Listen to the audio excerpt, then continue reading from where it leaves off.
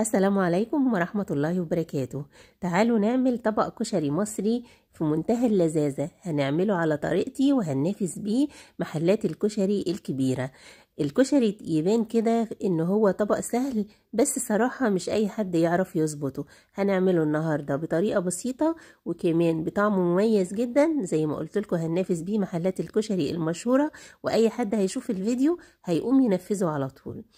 اول حاجة هنبدأ بالحاجات اللي هتاخد معانا وقت، زي العدس بجبة او العدس البني. هننقي العدس بتاعنا ونغسله وننقعه قبلها بليلة، يعني من بالليل لو احنا هنعمله تاني يوم.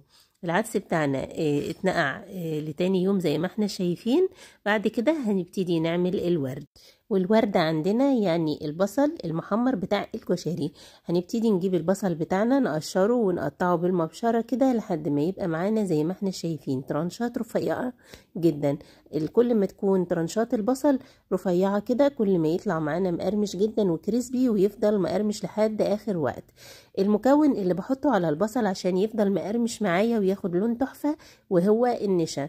بجيب معلقتين من النشا انزل على البصل كده وابتدي اقلبهم فيه لحد ما يتغلف البصل بتاعي كله، حلقات البصل دي كلها بالنشا، واقلبه كده كويس جدا وافككه من بعضه كويس جدا جدا. مش عايزة واحدة تبقى ماسكة في التانية، كل حلقة لوحدها. هنبتدي نجيب زيت بقى. كمية الزيت دي انا هستخدمها وما تقلقوش خالص بعد محمر الورد او البصل بتاعي. ببتدي انزل بالبصل كمية كده مش كبيرة على الزيت، وابتدي اقلب فيه تقليب مستمر. التقليب ده بيخلي البصل ما يتكتلش في بعضه ويبقى ماسك في بعضه كده ويعني كتل في بعضها. لازم تفضلي مستمرة بالتقليب علشان ياخد لون موحد من ناحية، ومن ناحية تانية ما يتكتلش في بعضه. شايفين ايديا مش بتسيب التقليب خالص لحد ما ياخد اللون الذهبي الفاتح. بطلع البصل اول ما ياخد اللون الذهبي الفاتح، وهوريلكم اللون بالظبط دلوقتي، لانه بعد ما بيطلع بياخد درجة او درجتين كمان من اللون. فانا بطلعه بدري شوية علشان ما يغمقش معايا. شايفين دي الدرجة المطلوبة. بخرجه كده على مصفى واصفيه كويس جدا، وبعد كده بحطه على مناديل مطبخ عشان تمتص الزيت الزيادة. بخلص الكمية بنفس الشكل، تقليب مستمر، وما بحطش البصل على بعضه. كل ما اطلع دور ابعد التاني واطلعه كده علشان يبقى مقرمش وكريسبي.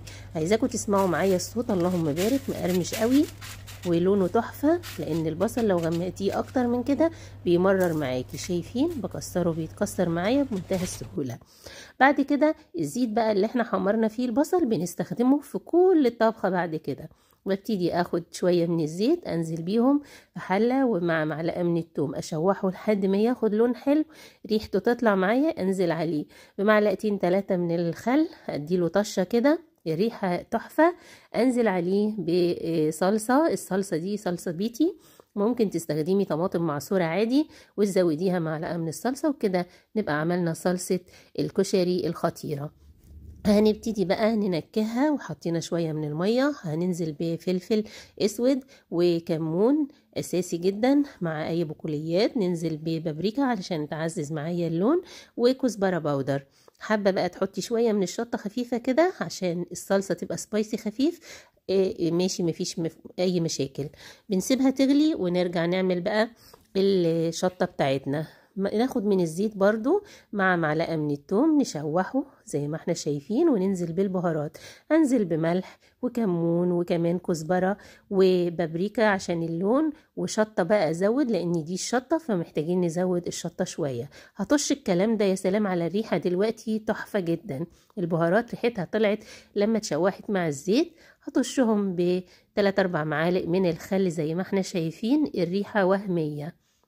هنزل عليهم بنص كوباية من المية زي ما احنا شايفين. زودت الشطة شوية علشان يبقى الشطة بتاعتي سبايسي وطعمها حلو. سيبها تغلي وارفعها من على النار. حلة هننزل فيها بشوية برضو من الزيت بتاعنا بتاع البصل، بنستخدمه في كل حاجة.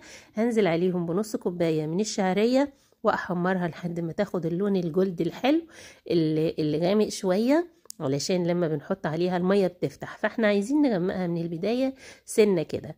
بعد كده هنزل عليها بكوب من الرز، انا مش محتاجة اكتر الرز لان لسه عندي مكرونة، فانا بقى عايزة كوباية واحدة. هبتدي انزل بعقد المية بتاعته، وبعمل حساب الرز بس في المية، مش بعمل حساب للشعرية خالص لان الشعرية بتستوي على البخار، مش محتاجة مية ابدا. هرفع النار على العالي في البداية، طبعا ضفت الملح.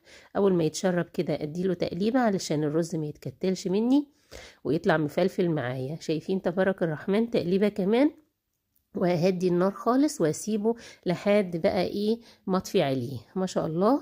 بعد كده رفعنا العدس بقى البني او العدس بجبة على النار مع معلقة من الكمون صغيرة وشوية صغيرين من الملح، وهسويه مش هياخد معايا 10 دقايق واطفي عليه. ما بسيبوش يتهري عشان يبقى متماسك وشكله كويس جدا.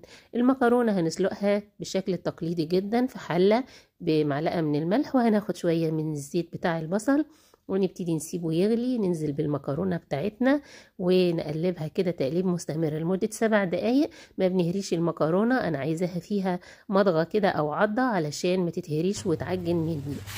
بعد كده نسمع بقى الاول كده البصل بتاعي ما شاء الله تبارك الرحمن لونه تحفة، اخد اللون اللي انا عايزاه، مش عايزة اكتر من كده. مقرمش جدا بيتكسر زي ما احنا شايفين وطعمه خطير.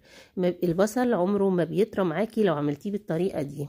عندي المكرونة بعد ما اتسلقت واتصفت، خدت من معلقتين 3 كده من الزيت بتاع البصل، قلبتهم مع المكرونة، بيدولها نكهة تحفة جدا، وفي نفس الوقت بيخلوها شكلها بيلمع وكمان ما تمسكش في بعضها. هنبتدي نغرف السيرفيس بتاعنا القمر ده، ونبتدي اول حاجة بالرز بشعرية. شايفين تبارك الرحمن مفلفل معايا جدا جدا زي ما احنا شايفين، كل حبة بحبتها. الشعرية كده كتيرة وشكلها يفتح النفس. بعد كده بنزل طبعا بقى بالمكرونة بعد من الرز، واحطها كده بشكل متناسق، والكميات طبعا بتحاولي تظبطيها مع بعضها. بعد كده بجيب بقى العدس الجبة اللي مسلوق سلقة صح وما خدش معايا وقت علشان انا نقعته صح. وشايفين لونه تحفة ازاي عشان اتخلصت من اللون الاسود اللي فيه، وكمان اتخلصت بقى من كل الغازات اللي ممكن تأذي القولون طبعا، لان البقوليات ممكن تضايق القولون. بنزل بعد كده بالورد بتاعنا بقى الخطير اللي لونه تحفة وكريسبي جدا. يا سلام على جمال الطبق بتاعنا. الصلصة بتاعتي التقيلة ما شاء الله تبارك الرحمن، بتحطي بقى وتزيني الطبق بتاعك كده زي ما احنا شايفين، ومش بتحطي كتير علشان اللي بياكل بعد كده بيضيف على طبقه زي ما هو عايز. الشطة برضو ما شاء الله تبارك الرحمن سبايسي قوي، وبنحطها كده بحرص علشان لو في اطفال ولا حاجة نخلي بالنا. الطبق ما شاء الله تبارك الرحمن خلص معايا كشري مميز جدا، طريقته سهلة وطعمه بينافس محلات الكشري المشهورة الكبيرة جدا. انا خلصت النهاردة طبق الكشري الخطير ده، اتمنى يكون نال اعجابكم. لو عجبكم الفيديو وصلتوا معايا لحد هنا ما تنسوش تعملوا لايك وشير وكومنت حلو زيكم. ان شاء الله اشوفكم على خير، واستودعكم عناية الرحمن، ومع السلامة.